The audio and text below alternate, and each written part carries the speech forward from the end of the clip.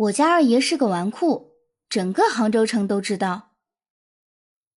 杨家开着全国最大的丝绸铺子，富甲一方。府里有2个公子爷，大爷杨一方，大伙一提起来全竖大拇哥，那是杭州城里1顶1的神童。书读得好，考中了进士，加之杨一方长相清秀，眉目俊朗，所以老爷出门走个应酬什么的都喜欢带着他。没事小话一做，小诗一念，在满是铜臭味道的商圈里，简直就是阳春白雪一枝梅，高贵的不得了。而二爷杨一奇说来也是个人物，毕竟让人听完名字就开始皱眉头的人也不多。二爷比大爷小了1岁，但心智人品可差的不是一星半点。都说3岁看到老，二爷3岁的时候，杨府年关摆宴，流水席哗啦啦摆了一长街，请来京城最有名的戏班子来府里唱戏。当时戏子在台上唱到一半，就啊的大叫了一声，众人看过去，发现从她裙子底下钻出来一个人，没错，就是我们二爷。于是那天几乎全城的人都知道了，杨家二公子在3岁的年纪就知道爬进戏子的裙子里摸大腿，老爷和夫人老脸丢尽，差点一口气没上来过去了。后来老爷先后请来4、5个教授先生，老的少的严苛的慈爱的全都不好使，二爷不费吹灰之力就把他们全都气跑了。不过好在大爷很争气，老爷和夫人慢慢的也就不再管二爷了，每月发点钱打发他爱做什么做点什么，他们则是全身心的教导大爷。哦，对了，还没有说我是何人。既然称呼杨一奇为我们二爷，那我自然就是杨府的人。没错，我是二爷的丫鬟。8岁的时候被卖到杨府，开始是在厨房打杂，后来被调到二爷的院子里帮忙。我是被夫人亲自调过去的。如果你是认为我是因为花容月貌而被调过去当通房丫鬟，那就大错特错了。正好相反，我被调过去正是因为容貌丑陋。其实我个人认为自己长得不算太丑，不就是个子矮点，脸圆点，眼睛小点，胳膊粗点。除此之外，我还是一个挺不错的姑娘。但一进到二爷院子，我就知道自己错了。我这个长相在二爷院子里根本称不上是人，猴子还差不多。哦，还是山里不常打理的野猴子。后来有人跟我说，之所以给我调过去，是因为二爷把他整个院子里的女人都睡了一遍，丫鬟们都勾心斗角，没人好好干活。我去的第1天给二爷请安，二爷正在喝茶，看见我后那表情要多狰狞有多狰狞，挥挥手让我自己干活去了。我心说至于吗？不过那是我第1次见到二爷，我想也不怪那些小丫鬟都上赶着去找二爷。二爷长得确实耐看，我之前是见过大爷的，大爷虽然也不错，但是比起二爷总少了点意思。大爷虽然书读得多，又招人喜欢，但是给我的感觉总是有点木。二爷就不同啦，整个杭州城里谁都知道杨二爷是最会玩的，一双眼睛成天到晚亮晶晶，平时穿着宽松的衣裳，一怀一场，扇着扇子从西湖边上一溜达，整条街的姑娘都会看过来。而我作为拉低二爷院子整体水平的人，在院子里的生活不是很舒畅，脏活累活基本都是我来干，这倒也还好。问题是各种莫名其妙的罪名也是我来担。比如说二爷最近收的丫鬟春雪，在花园里看花的时候不小心把之前受宠的绿柳脚给踩了，就这么点事，2个姑娘硬是在花园里厮打了起来。那个时候我在一旁正扫地，闲来无事就想瞧个热闹。后来二爷来了，2个打斗起来猛如虎的姑娘马上温顺如羊，左一个右一个贴在二爷身边，你一句我一句的哭诉，二爷2边都抱着，哄哄这个又哄哄那个，姑娘们一定要分个高下，都说自己多挨了一下，要二爷做主。二爷哪个都不舍得打，左右看了一圈，正好瞄到了我。那一双秋水眼看到我的时候，我心里咯噔一下，顿时有种不好的预感。结果预感成真，二爷迈着轻快的步伐走到我面前，扇了我一巴掌。我是只识时务的猴子，在被扇完的一瞬间，我马上跪了下去认错，然后杨二爷用他特有的懒洋洋的声音对那2个姑娘说：差不多行了啊。就此完结。后来有一天，夫人大驾光临，将二爷叫出去长谈了一晚。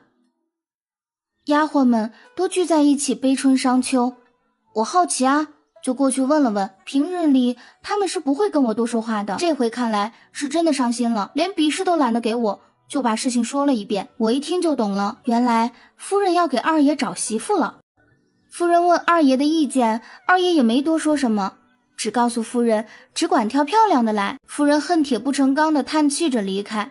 后来老爷和夫人为二爷选了一户茶商家的女儿，他们的小女儿今年刚刚16岁，正是花一样的年纪。两家安排了一次见面，那天二爷还起晚了，也没怎么收拾，就那么稀里糊涂的去了。结果那小姑娘一下子就给二爷这种倜傥的气质吸引了，对方父母还有些迟疑，但一想杨家家大业大，也不在乎养个二世祖，也就应承下来了。于是夫人开始亲二爷院子里的小丫鬟们，那半个月院子里成天到晚鬼哭狼嚎，我一连好几天睡不着觉，脸瘦得更像猴子了。不过也多亏了我的猴子脸，夫人在清扫内院的时候压根就没往我这瞅，我安安稳稳的在二爷的院子里留下了。除了我之外，二爷院子里还有个50多岁的老仆，除了我们之外，院子里连个母耗子都没有了。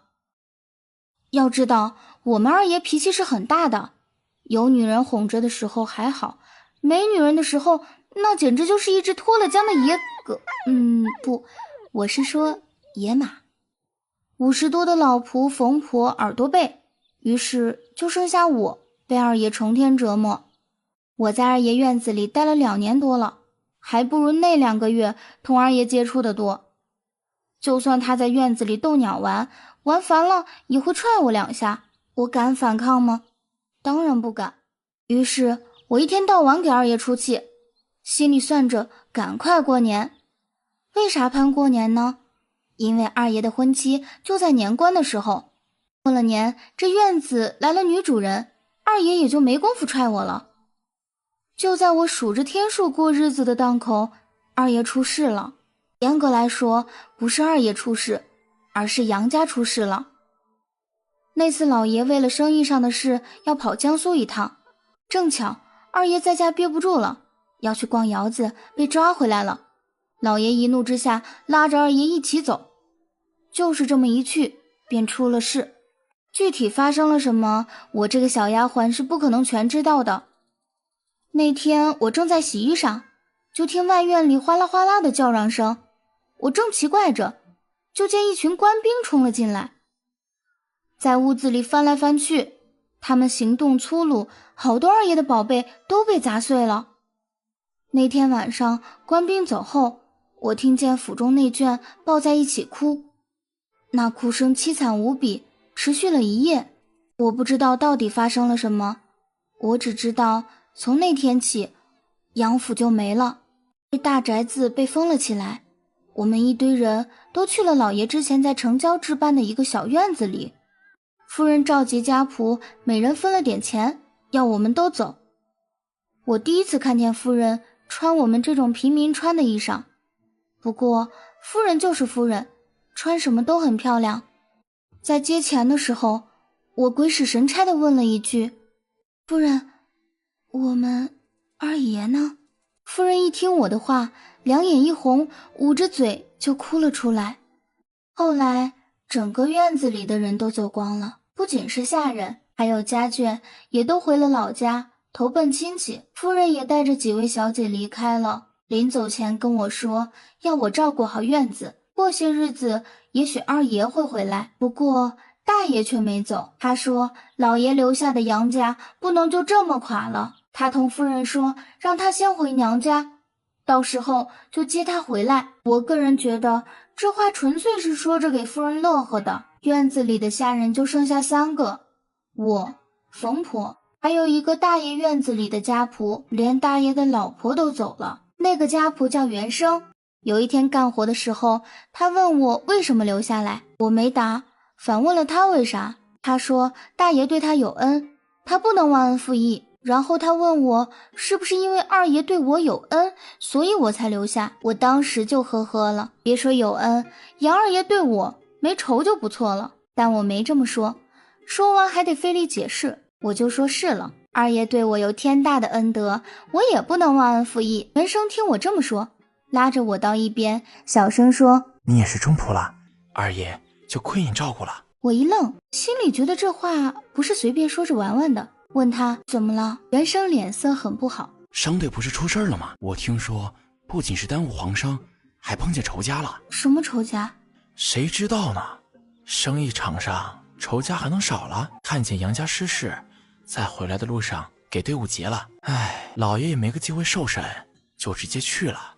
你别光叹气啊，那我们二爷呢？二爷逃了一命出来，但是我真想抽他一巴掌，到底怎么了？听说身子好像残了。那一整天我都迷迷糊糊的。原生说二爷的腿伤得很重，不能动地方，现在好了一点，正往杭州回呢。我合计着伤得很重是有多重，折了，瘸了。当时的我根本没有多考虑什么，后来证明我实在太天真了。二爷回来的那天是我开的门，说真的，我根本就没认出来。门口停着一辆牛车，赶车的是个老大爷，看着50好几了，穿得破破烂烂的，我以为是来要饭的，就说：大爷你去别处吧，我们这儿也快揭不开锅了。老大爷摆摆手，指了指后面，操着一口浓重的外地口音对我说：把这个送来，得给我2两银子。我朝他身后看了看，牛车上铺着稻草，隐隐约约好像有衣裳的影子。我走过去边说：这个是啥？谁叫你来的？我还以为他是卖货的，刚要打发他走，结果就看见了车上躺着的人。我足足看了能有半炷香，才犹犹豫豫地开口：二爷。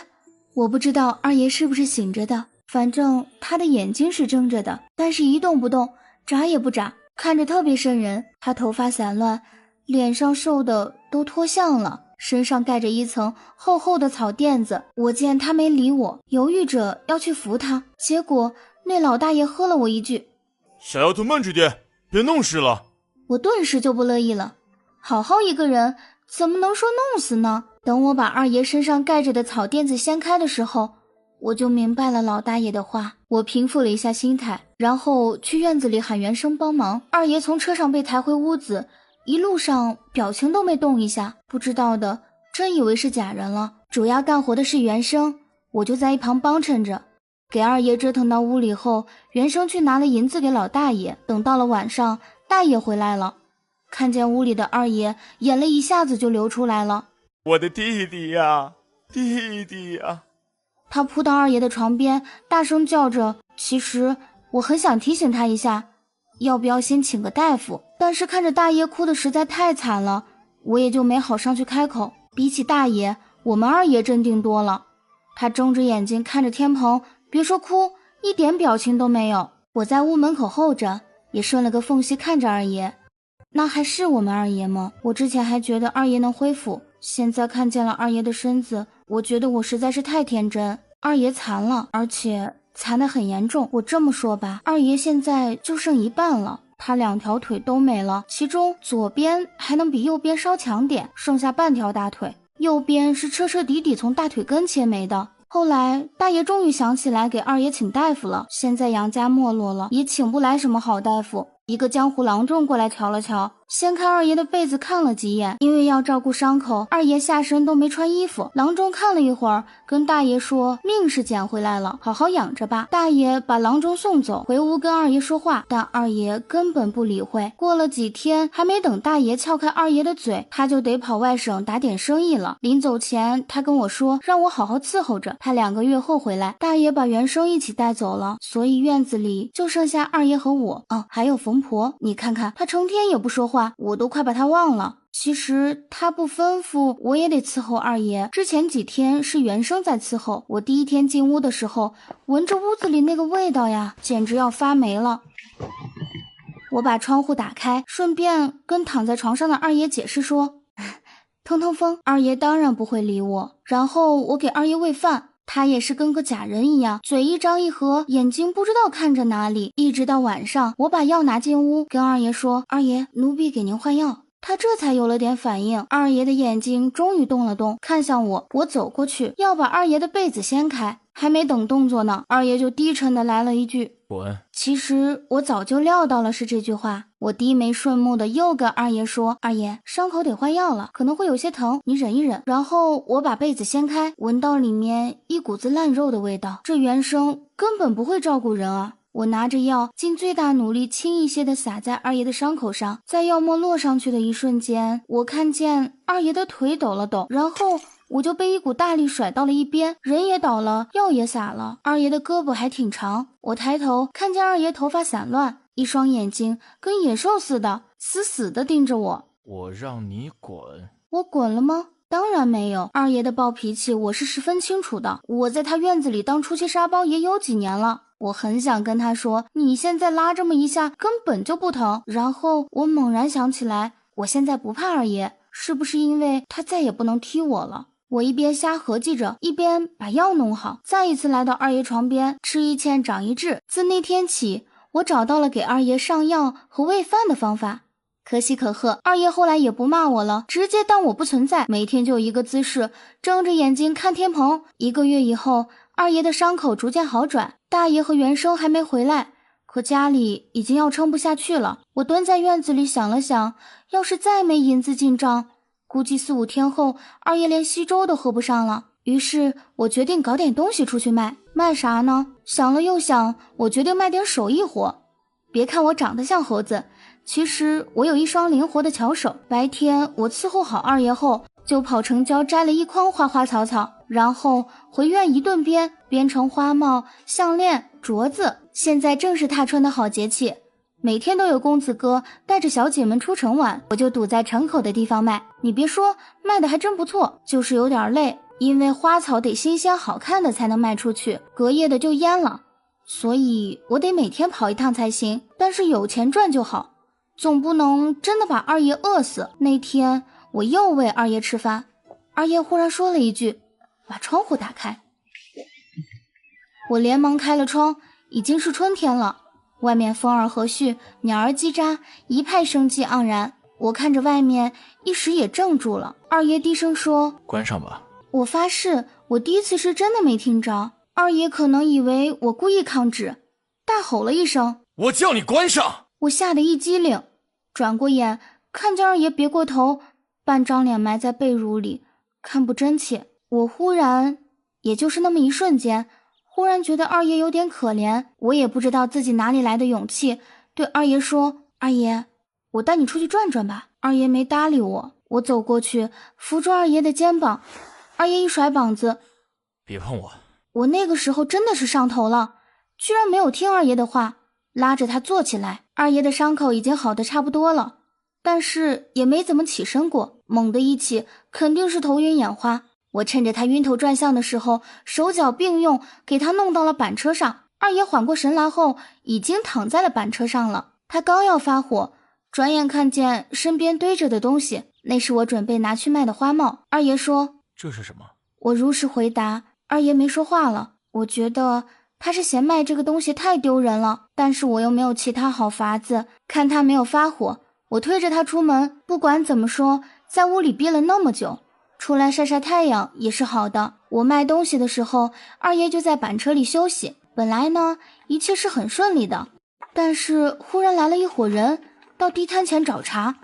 我实在很纳闷，要找茬不能换一天吗？非得在二爷在的时候。我后来才知道，那伙人是跟二爷认识的。二爷以前嘚瑟杭州城的时候，有不少人看他不顺眼，这回看着他没落了，就来欺负人了。他们一伙人围着板车，口里是嘘寒问暖，不过我怎么看怎么觉得他们是在幸灾乐祸。尤其是打头的那个，长得还挺俊，穿着打扮也十分体面，也不知道怎么回事，眼神那个毒啊。二爷没有说话，也没有动作，就那么躺在那儿。他虽然没什么表示，但我就是能看出来，他已经难受的要死了。二爷的下身被我盖了一块毯子，怕风吹了着凉。那个打头的伸手掀开，大伙看见二爷缺斤短两的下身，都是一愣，我瞬间就炸了，也不管3721，捡起一边的书棍，大叫一声，照着那打头的人就抡了上去。那人防不胜防，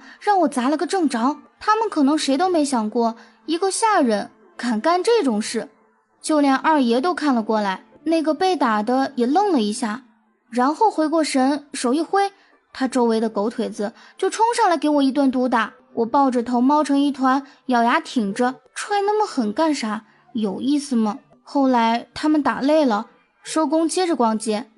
我缓了好一会儿，从地上爬起来，第一眼就看见二爷面无表情的脸，还有那双黝黑黝黑的眼睛。我合计完了，又给他丢人了。这么一折腾，花帽都被打烂了，也卖不成了，只好回家。回家的路上，二爷一句话都没有说，我有点后悔带他出来了。在家躺着，虽然闷了一点，但最起码没有气受啊。晚上吃饭的时候，二爷破天荒地说了句扶我坐起来。要知道他之前吃饭都是半躺着被喂的。我扶他起来，二爷看着我，我知道我现在的脸肯定很精彩，就把头低了低。二爷说抬起头。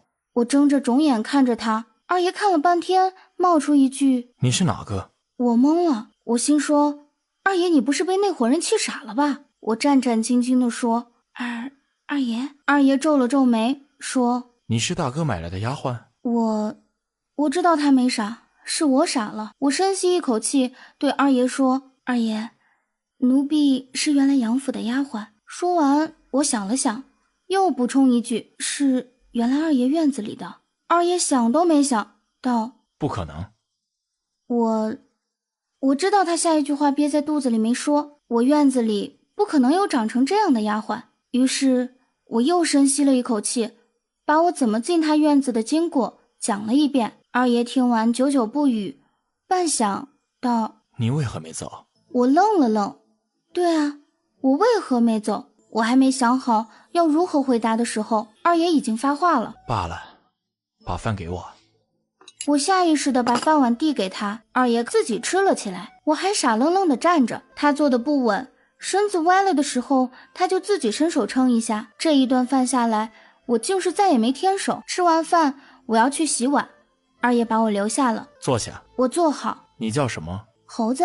二爷神色复杂地看着我。叫什么？我说奴婢叫猴子。二爷一副被饭噎住的表情，然后说猴子，家里还有多少积蓄？我说2两银子。我想可能这个数让二爷有些接受不了，刚要宽慰他说大爷已经去外面跑生意了，谁知道二爷忽然说够了。二爷没再多说，问我那些帽子一天能卖多少。我说5钱。二爷英眉瞬间皱了起来。卖多少？我又说了一遍。他说明天你做好东西，先别去买。我不知道二爷要干啥，但还是跟他点了点头。说完了这些，二爷又吩咐我把外面的草垫子拿进来。我把草垫子拿进屋，二爷让我在地上铺好，我一一照办。做完之后，二爷让我出去，我去厨房洗碗，心里觉得二爷今晚有些奇怪。洗完碗出来院子的时候，我听见二爷的屋子里有声音，不过他没传唤，我也不能进去。我坐在屋边上听着里面不时扑通扑通的，我忍啊忍，实在没忍住，就趴着窗户缝看了一眼。这一眼给我吓坏了。二爷不知道什么时候从床上摔下去了，仰着躺在地上，好像是想要翻身。我什么也顾不上了，连忙冲进屋。我进去的时候，二爷好像吓了一跳，在地上瞪着我。谁让你进来的？我说奴婢来伺候二爷。出去。我还犹豫着，二爷转过脸不看我。我叫你出去。还是这暴脾气。我转身出门，在门口听着屋里乱七八糟的动静，一直到深夜，屋里终于传来声音。猴子，进来。我推开门，二爷浑身湿淋淋的躺在草垫子上，像是力气全部用光了一样。他有气无力地跟我说扶我上去。我把二爷抱上床，二爷还呼哧呼哧地喘着粗气。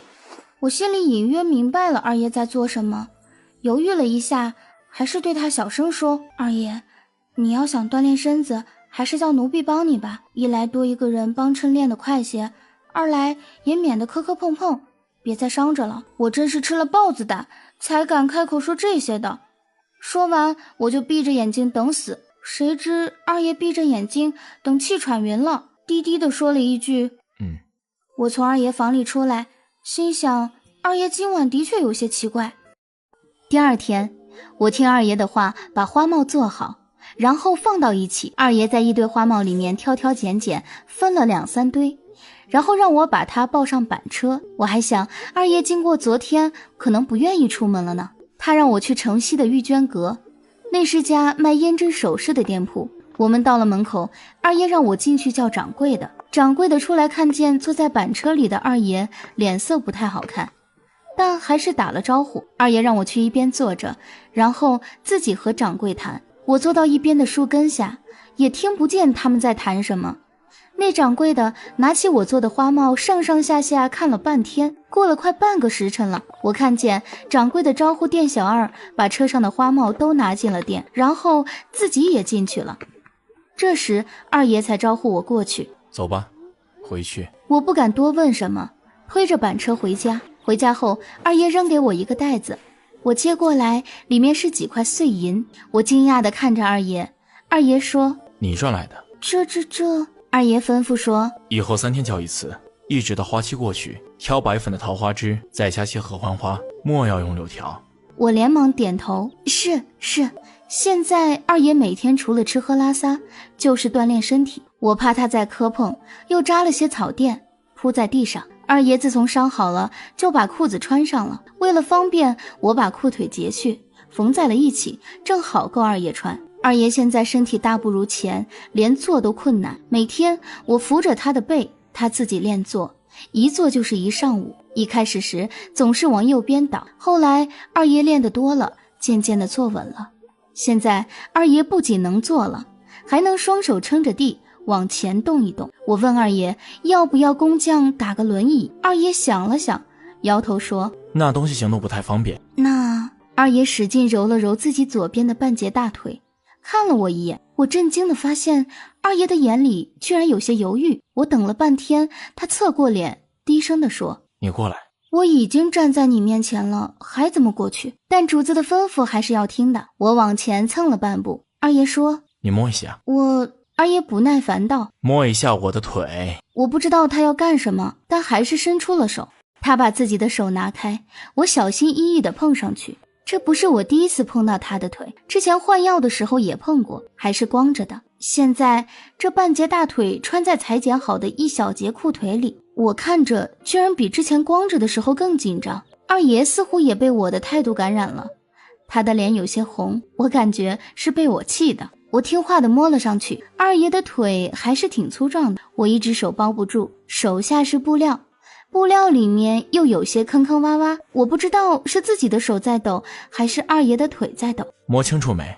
我像个傻子一样点了点头。二爷说：“去木匠做法，打个这么粗的竹筒。”这么粗是？二爷气得脸色涨红。就是我腿这么粗。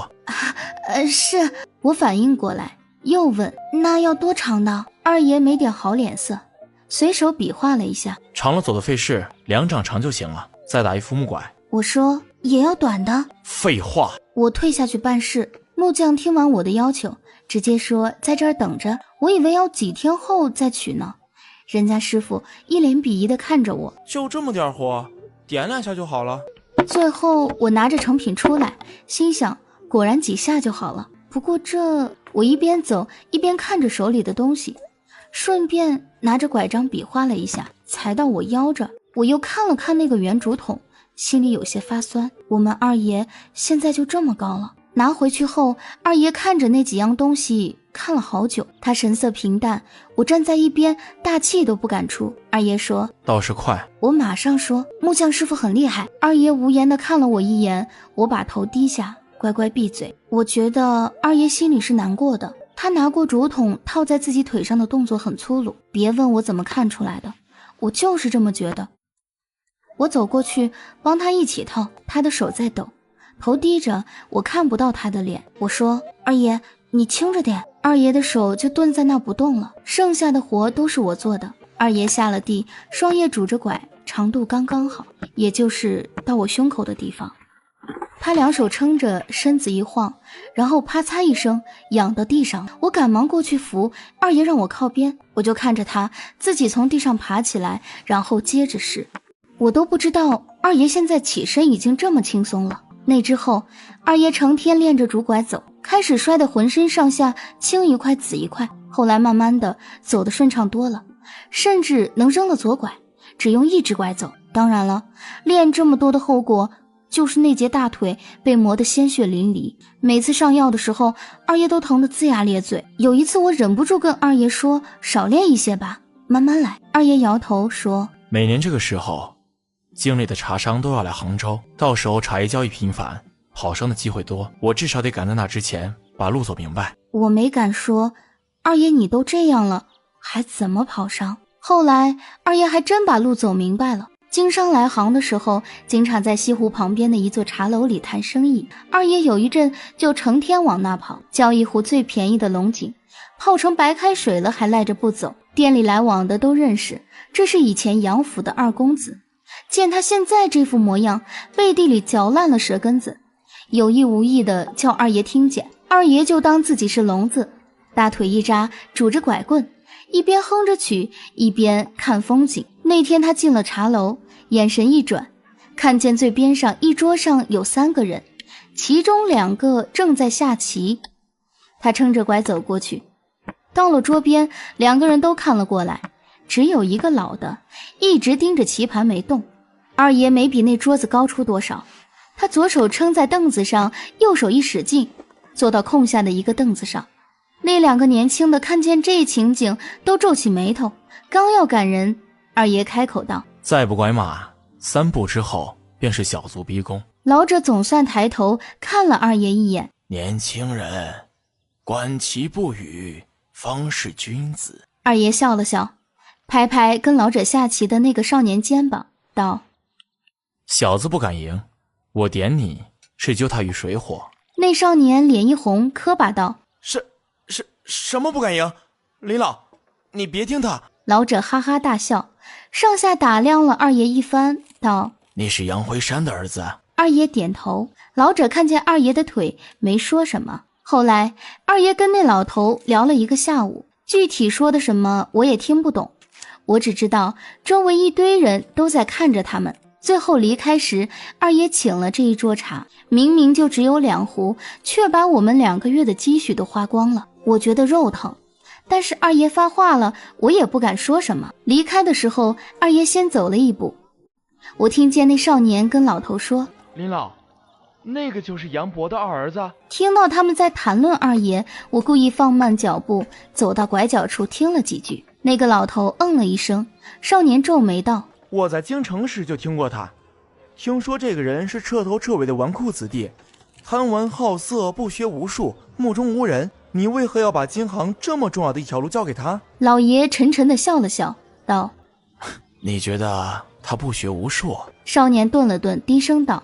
就算有些小聪明，人品也是下级。米郎，你说这世上最值钱的是什么？我心里默念金山银山。少年跟我想到一块儿去了，值钱的自然是金银财宝。老头摇头。少年又道，那是什么？老头端起茶盏，不知想起了什么，低头缓缓笑道，世上最值钱的是浪子回头。那天回去后，我给二爷做好饭，然后自己回厨房啃面糊。二爷也不知道抽了什么风，也不叫我，自己就来了厨房，看见我吃的东西，瞬间就愣在了那。然后他问我，这是什么？我说，饭啊。二爷的脸黑成了锅底，他一把抢过去，连粥带碗都一起砸了。我吓得从地上蹦起来，二爷砸完就出门了。过了一会儿，拎着个食盒回来，放在我面前，就说了句吃，然后就回屋休息了。我把食盒打开，里面有3层，饭菜点心一应俱全。我咽了口唾沫，小心地捧出一盘吃了，然后把剩下的装好，放到灶台上。晚上睡觉的时候，我想可能我又给二爷丢人了。第二天我一睁眼就看见二爷拄着拐站在我床前，虽然不高，但我还是嗷的一声喊了出来。二爷脸色难看无比，他从地上提起来一个东西，问我这是什么。我发现二爷最近总喜欢问我这个问题。我看了一眼，是二爷昨天买回来的食盒。我刚要开口回答，二爷忽然举起食盒往地上狠狠一砸，哐当一声，里面剩下的好几盘菜就这么糟蹋了。我心想，早知如此，昨天就吃光了，不攒着了。我又发现二爷最近总喜欢砸东西。二爷看起来好像很生气，浑身都在抖。他指着我咬牙道：你留他干什么？你是不是觉得爷买盒饭还得合计个几天？我下意识的想点头，但看二爷的脸色，连忙改成了摇头。二爷多聪明啊，他貌似看出了苗头，气得握着拐杖的手都发白了。他一字一顿地说：我杨一奇再不济，也不至于养不起你。说完他就走了。我看着满地狼藉，真心茫然。因为那件事，二爷足足发了半个月的火，再之后因为太忙了，他也就忘了要生气了。我现在基本看不着二爷，他每天走得早，回来的晚，有时候连续2-3天才回来睡一次。二爷本来养得白白的脸也黑了不少。有一次二爷回来的晚，叫我一起吃饭，我说马上收拾桌子，二爷说不用了，我们就直接在厨房里吃。二爷坐在小凳子上，捧着碗大口大口的吃饭，我看呆了。二爷放下碗，无意道：你看我做什么？我连忙低下头。二爷说：抬起头，你为何一直看着我？我脑子一抽，开口道：奴婢看二爷变了。哦，哪儿变了？就是跟以前不一样了。二爷一愣，随即拿手轻轻按在自己的腿上，低声道：的确不一样了。我知道他误会了，使劲的摆手：不是因为这个。二爷看着我，没有说话。我只顾解释：奴婢说的变了，是其他的地方变了。什么地方？二爷变黑了。说完，我真想抽自己一巴掌。二爷一愣，笑出了声，摸了摸自己的脸，点头道：是黑了。他摸着摸着，碰到脸边起的一块死皮上，他随手撇下去，又道：也糙了。恍惚间，我只觉得当年那个穿着宽松丝缎长衫，搂着美娇娘在西湖画舫里玩乐的人，只存在于梦里一样。在我发愣的时候，二爷看着我道：你觉得哪个也好？二爷的声音也变了，比以前更低沉，也更稳重。有时我会有种错觉，自己好像在伺候老爷一样。听了二爷的问话，我想都没想道：现在的好。二爷似乎在紧张着什么。在我说完之后，他的肩松了，抬手摸了摸我的头：去休息吧。我迷迷糊糊地回屋睡觉了。又过了一阵子，二爷不能每天跑外面了，因为梅雨季到了。起初我并没有注意到什么，只觉得二爷最近总喜欢在屋子里待着。后来有一次，我晚上出来小解，在噼里啪啦的雨声中，愣是听见二爷的屋子有动静。我悄悄过去，趴在窗户边上听，是二爷的声音。那声音太痛苦了，以至于我一时不知道该干点什么。我把伞放到一边，在窗户打开一道小缝，看进去。黑暗的屋子里，二爷缩成一团，双手捂着自己的腿，嘴里咬着被褥，一阵一阵的低吼。外面的雨一直在下，冷风灌入房间，二爷猛地抬起头，月色下他一脸疼痛，脸上就像淋了雨一样。看见我，他也没有回过神，双眼涣散。我脑袋一片空白，转头就往外面冲。我没打伞，又没穿外衣，跑到药铺砰砰地敲门。店伙计出来的时候都想打人了，但是看见我的模样，又哆嗦地往后退了一步。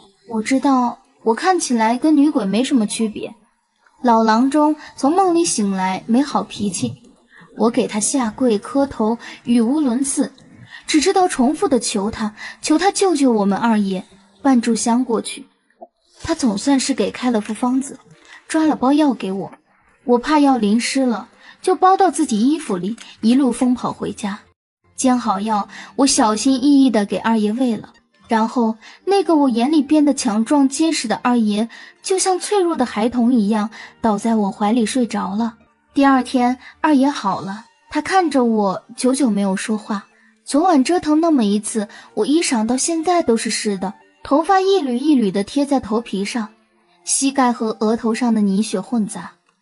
也许是伤病的原因，二爷的眼睛有些红。过来。我身上脏得要命，没敢过去。我说，二爷，你让奴婢先去换了衣服吧。二爷看着我，嘴唇有些发抖，最后点了点头。我越来越捉摸不透二爷。后来二爷伤病好了，人又开始活泛了。这个时候大爷也回来了，他被原生搀扶着，憔悴的归家。我吓了一大跳，原生拉着我到一边，小声地说：大爷叫人给骗了，本钱都被骗没了。说完，他左右看了看，奇怪道：哎，家里怎么添了这么多东西？我不自觉地挺直腰板，说：二爷买的。原生大吃一惊。我把这几个月的事情和原生说了一遍，原生两个眼珠子差点没瞪出来。刚想说什么的时候，二爷从外面回来，看见我和原生站在角落里说话，他的脸瞬间就绿了。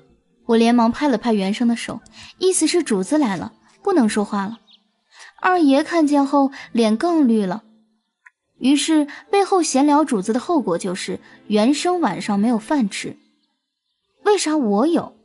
我也不知道。二爷知道大爷被骗了，脸色也不太好看。他把大爷叫到屋子里，足足谈了一个上午。出来的时候，大爷跟二爷说话的态度就像是以前和老爷说话一样。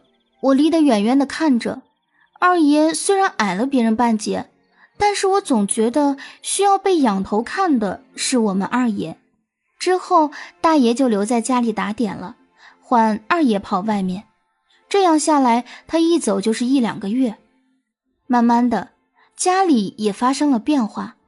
我们在年底的时候换了个新宅子，虽然没有之前杨府大，但是也敞亮了不少，又添了不少下人。只可惜换宅子的时候二爷不在，不知道二爷走的时候跟大爷说了什么。反正大爷不让我干活了，还给了我一堆新衣裳穿。原生对我说：你熬出头了。我没怎么懂是什么意思。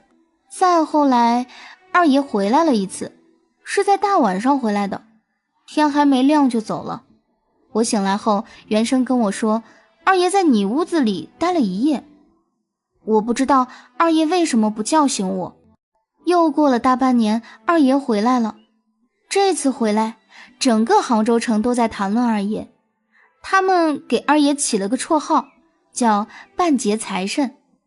我想说，财神就财神好了，为啥还要加个半截？不过二爷对此一点都不在乎。他回来的时候正是深秋，我在打理院子。虽然管家不让我做事，但是我牢记自己是个本分丫鬟，每天都要干活才能睡觉。我把地上的叶子扫了扫，回过头就看见那个坐在石凳上的人。我都不知道二爷什么时候坐上去的，甚至手边还摆着一壶茶。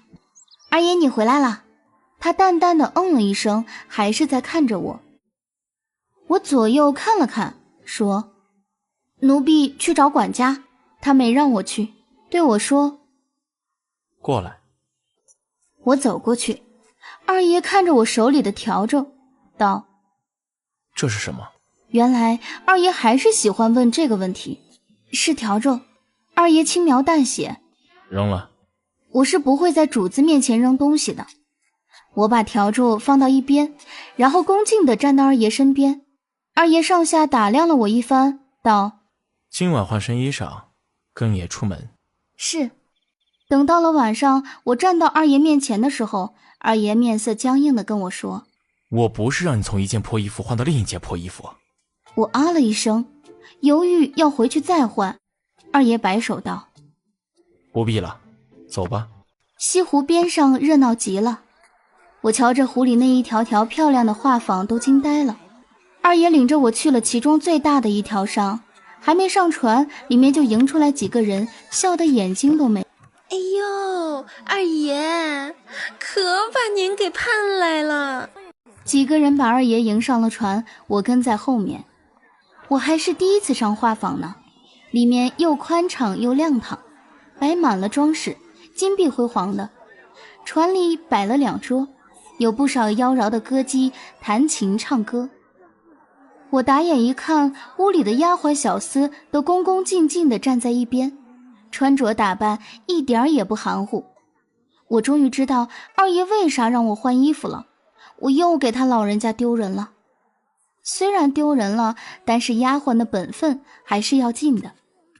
我去和丫鬟小厮站成一排，恭敬地垂手等招呼。我过去的时候，旁边的几个小丫鬟都奇怪地看着我，果然我不适合出现在这。我有些内疚地看向二爷，正巧二爷也在看我，他眼神也很奇怪，仿佛在说，你跑去那儿干什么？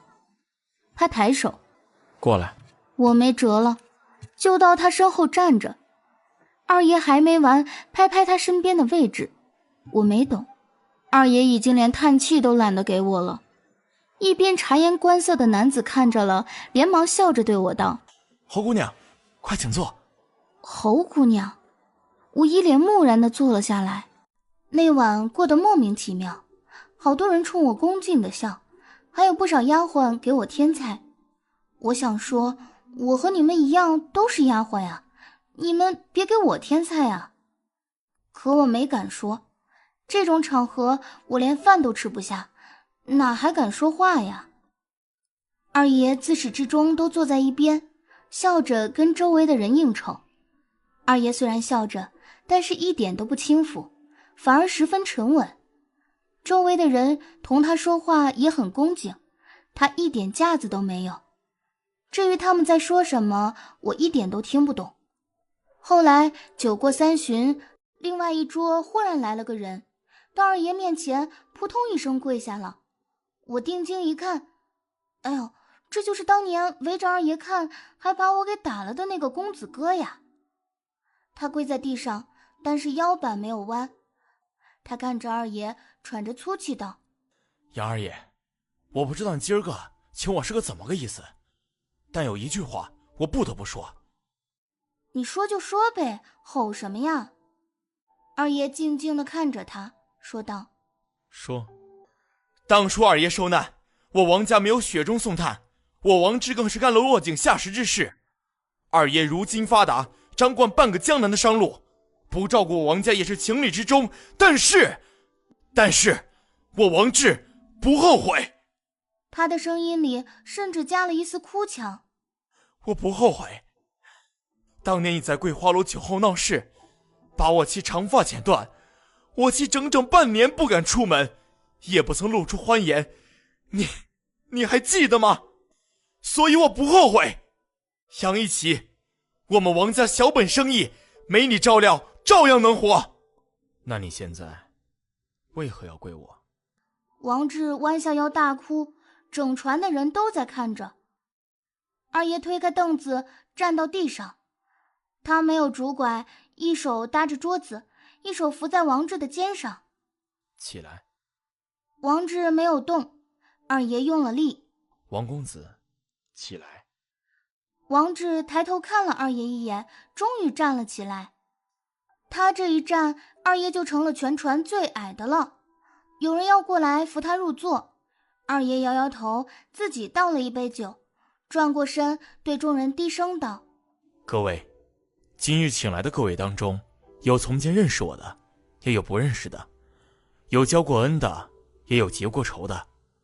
这杯酒，我敬给那些交过恩的人，这个头，我磕给那些结过仇的人。话音一落，谁都没有反应过来，二爷已经俯首下去，磕头磕在画舫的木板上，咚的一声，他只有半截大腿，这个头磕得不易。所有人都惊呆了，包括我，谁敢受着二爷的头？别说我一个丫鬟，在座的都是些对二爷有求的人，更不敢受着，连忙纷纷起身。但没人料到这样的情形，所以也没人敢开口。二爷起身，神情依旧没什么变化。他又倒了一杯酒，对众人道：我杨一奇出来做生意，只靠3样东西：胆量、头脑、有信用。我从前犯过昏，老天爷也给了我惩罚。若是诸位肯给我机会，再信我一次，那今后大家有福一起享，有钱一起赚，杨一奇绝不会亏待大家。几句话的功夫，座上有好几个人都哭了。至于你，你还记得他吗？王志看着我，点点头。给他磕3个头，求他一声没事，那日就算接过去。王志走到我面前，扑通一声跪下，磕了3个响头。我慌乱地看着二爷，二爷一点表示都没有。我试着说：没事。王志起身，二爷冲他点了点头。回去的路上，二爷把我叫到轿子里，说道：委屈你了。我说不委屈。二爷笑了，说：坐过来点儿。我靠过去一些，不敢抬头看二爷，一直低着头。二爷说：你总低头，看什么呢？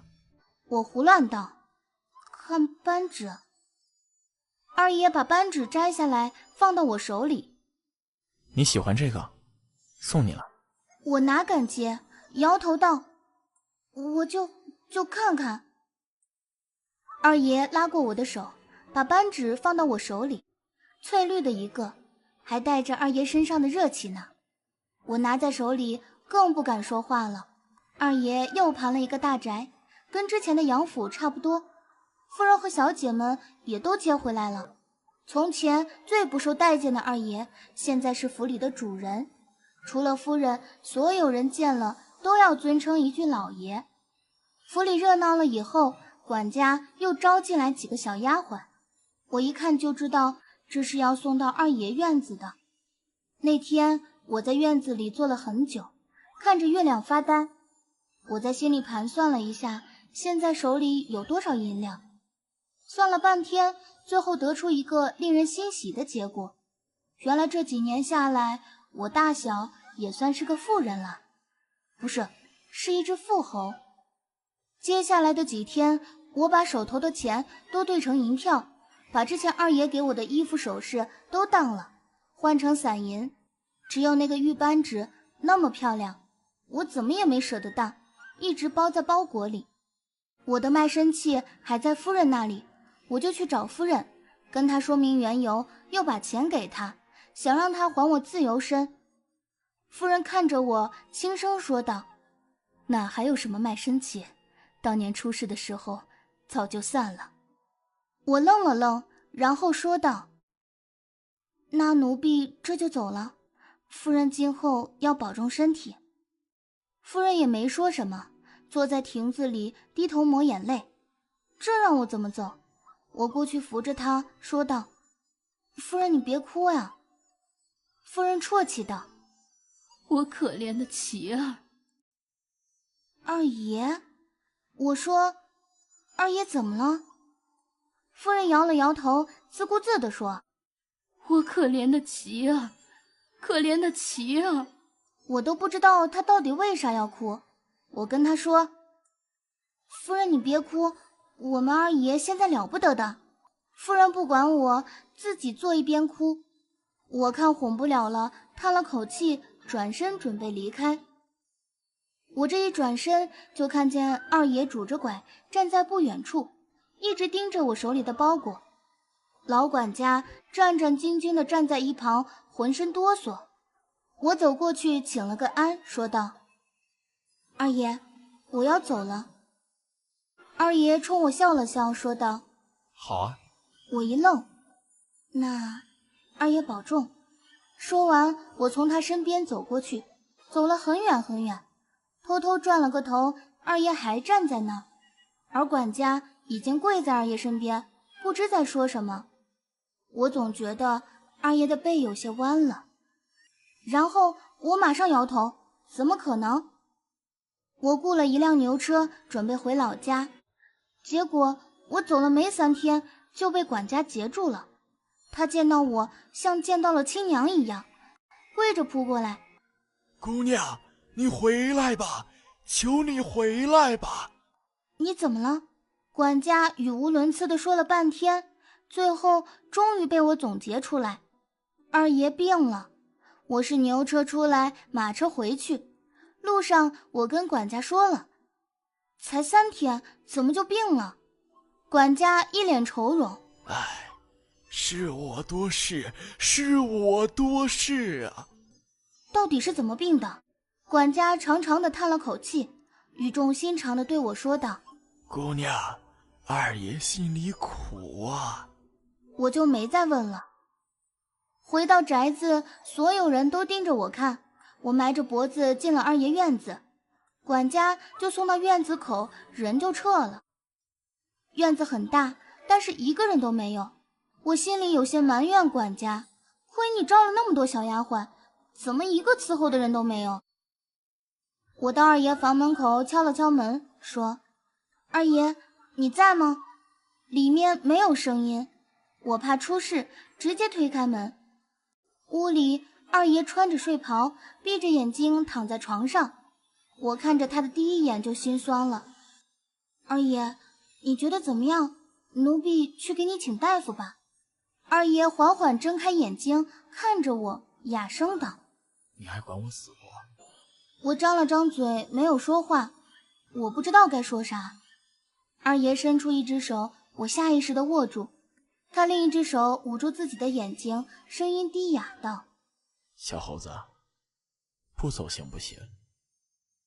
你走了，也就撑不住了。二爷这辈子说过的最让我难受的一句话，就是这个了。比起从前他打我踢我的时候，疼多了。二爷，我不能留下。二爷的手一直捂在眼睛上，听完我说的话，他没有开口，也没有松手。我说：二爷，我把该吩咐的都跟管家说了吧，要不怕他伺候的不周。二爷没有动，我擅作主张的把管家叫进来，管家垂着手站在一旁。我跟他说：管家，我说的事情你记着些。姑娘要说什么？我说：二爷的腿好的差不多了，但是阴雨天的时候经常会犯疼，你提前准备热毛巾敷一敷。以前老街上有一家药铺叫回春堂，虽然是个小铺子，但是里面郎中手艺好，而且这几年一直照看二爷的腿，有什么问题都可以去找他。那插腿的竹筒3个月要换一个，大小成口的木浆作坊也都知道，包腿用的布不能涂软用丝绸，会插不住的，得用粗布包。给二爷做的衣裳右袖子腋下多加一层，裤子的尺寸我也都留给夫人了。二爷吃饭不忌口，但他口有些重，老郎中吩咐过不能吃辛辣的东西，你告诉厨房做饭尽量别放辣椒就行。你在晚上的时候多注意些，有时候二爷睡不着觉，喜欢坐在院子里喝酒，不过他喝的不多，你别打扰他，偷偷躲在屋后看着，别让他伤着就。管家，我刚说了几句，就看见管家老泪纵横，又跪下了。姑娘啊，我不知道这个管家到底是怎么回事，以前老爷在的时候，我都没发现他这么爱哭呢。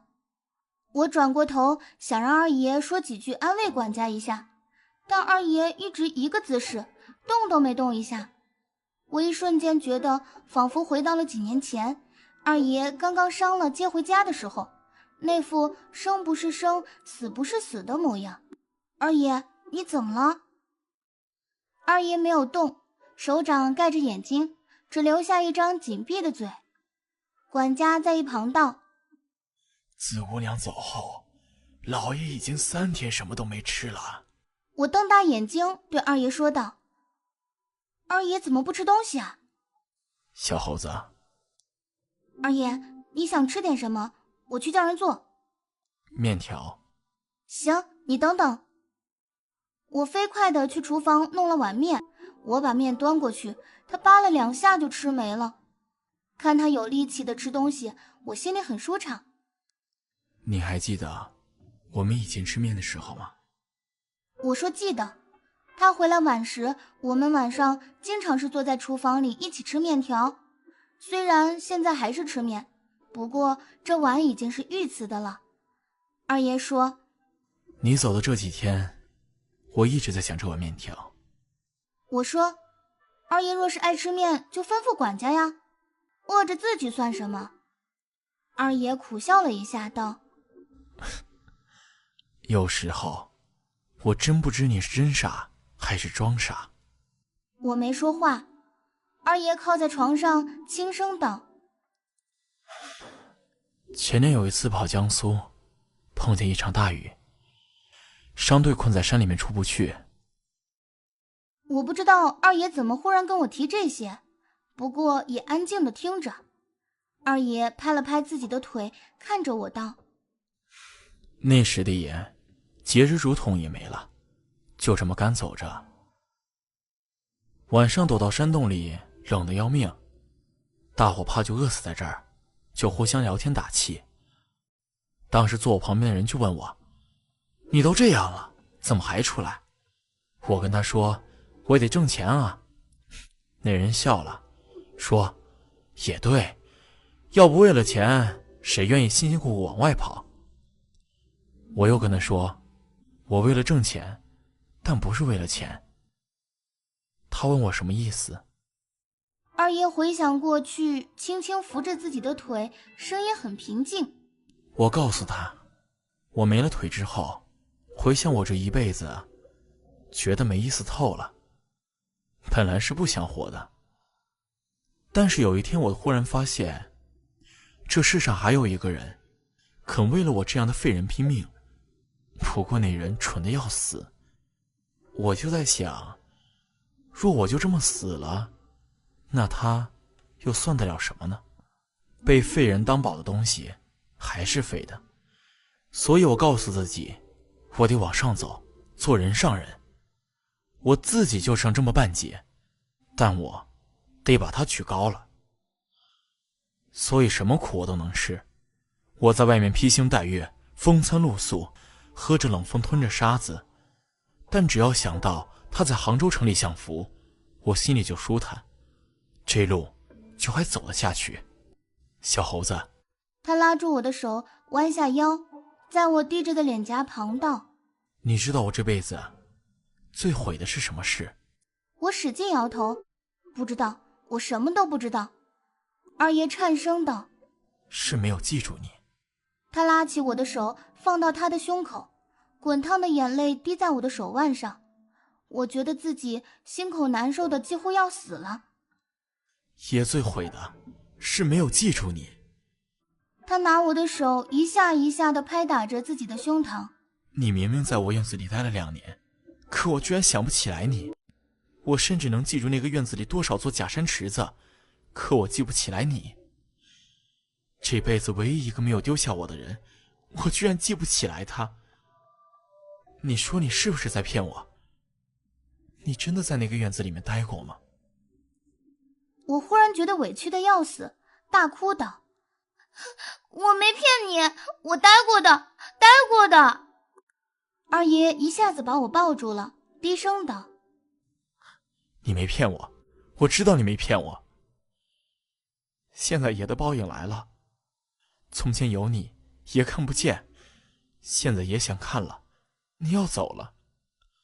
小猴子，你还想让爷活吗？我哇哇地哭。二爷身上的味道很好闻，干干净净又有些暖。我哭了半天，直接在二爷的怀里睡着了。醒来的时候，发现二爷也睡着了，他侧着身环抱着我。我刚动了一下，二爷的手一紧，睁开了眼睛。我是一只黄花猴子，这是第一次在男人的怀里醒过来。我挣扎着想要保持清白。我说：二爷，你放开。放开了你再跑，让爷爬着追吗？我不动了，毕竟二爷的怀抱好宽好暖。躺了一会儿，我小声说：我不做通房丫鬟，为什么？我说，通房丫鬟要被踩脚的。你是说我会打你？他说完马上又道，我从前也没打过其他通房丫鬟。我点头，是，二爷都打我了。什么？我仰起头看着他，把之前我做出气猴子的事情给他讲了一遍。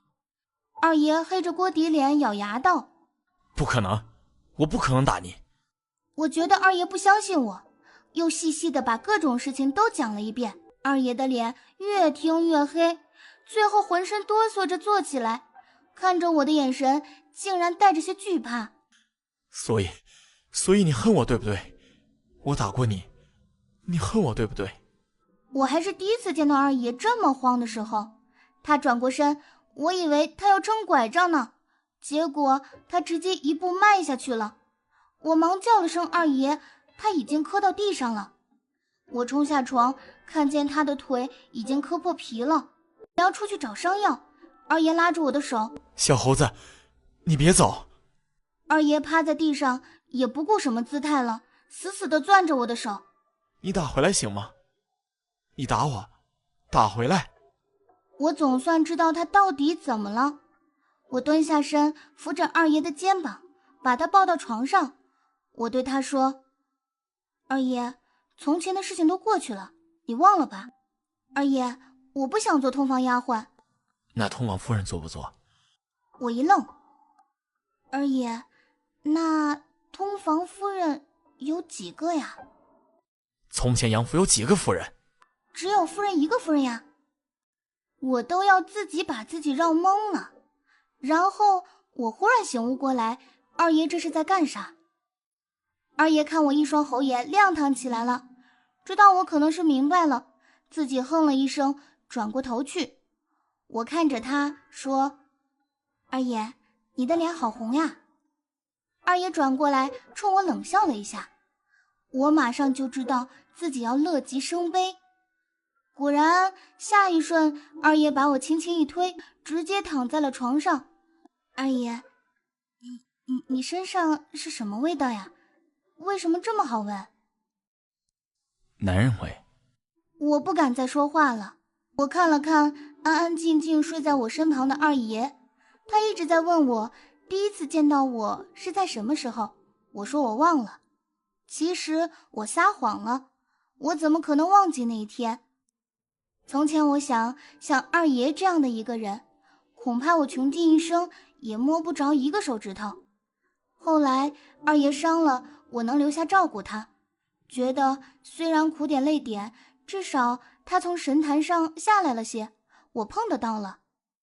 谁知道二爷这么厉害，自己从地狱里爬出来。我原本以为他又要回到从前那个地方了，谁知道他确实回了，拉着我的手一起。后来二爷经常要我给他讲从前的事情，我不说他就不高兴，说完他就自己在一边难受。开始我不忍心，后来我又觉得很好玩，但是我只敢讲他发火时候的事情。他不发火时，安安静静从我面前过去的时候，我从来不敢说，因为我怕说了有些事情会藏不住。